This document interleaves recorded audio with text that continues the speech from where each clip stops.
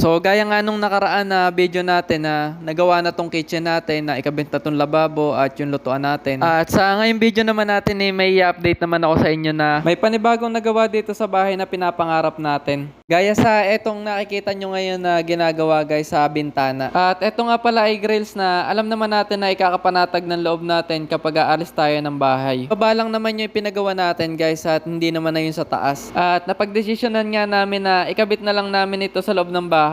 Na kung makikita nyo sa ibang bahay, mapapansin nyo sa labas naman nakakabit yung sa kanila. At mapapansin nyo nga sa harapan ng bahay natin may awling window din tayo. Kaya paniguradong hindi talaga uubra. Sa napili naman namin na design, so yan yung napili namin na design na para siyang hagdanan. At mahirap nga rin palang mamili ng design ng grills na yan guys dahil iniisip din namin na baka magmukhang kulungan yung bahay pagka iba yung napili namin na design. So kailangan talagang pag-isipan muna guys bago ipagawa. At ang pinakamaganda namin na ginawa dyan tumingin-tingin din kami sa Facebook muna. At yan nga yung nagustuhan namin at yan yung ginaya namin na design. At syempre nung natapos na at naikabit na, so maganda rin naman at bumagay din naman dito sa bahay na pinapagawa namin. Hindi nga lang din pala grill sa bintana yung nagawa dito sa bahay natin na pinapangarap. Hindi, pinasimulan na rin natin yung bubong natin sa terrace dahil tag-ulan na at paniguradong tutulo at mababasa yung mga paninda ng nanay sa ibaba. At ayaw din natin mababad sa ulan yung slab natin. So napaisip tuloy ako dito. So guys, ano nga ba nangyayari sa loob ng slab natin sa mga bakal? So nagkakakalawang kaya o hindi? Kapag nabababad sa ulan na tumutulo, so ano kaya nangyayari? So comment na lang sa nakakaalam dyan. So yun know.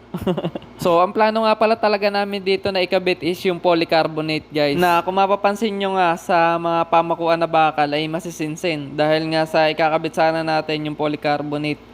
Kaso nauwi tayo sa yero. At may kamahalan yung polycarbonate at yung budget natin kakasya lang sa yero. O gaya nga niya na kailangan din natin magpakisame at pinasimulan na rin natin sa mga tatay. Na saktong-sakto naman sa naisip namin na gaganda rin yung itsura ng terrace natin kapag ginamit namin PVC kaya okay din kahit yero yung naikabit natin guys. Sa totoo lang din maganda rin naman tumambay dyan pagkatanghali. Hindi gaya ng pagka nakakabit polycarbonate panigurado may initan ka pa rin. May advantage at saka disadvantage talaga yung polycarbonate lalo na pagka mainit. Ka rin makakatambay dyan sa terrace pagka carbonate yung nagamit natin. Nga lang talagang maganda talaga siya sa itsura. Kung gagamitin sa mga terrace yung polycarbonate, maganda talaga yun guys. Ito nga lang ang problema maganda rin naman yung presyo wag na lang.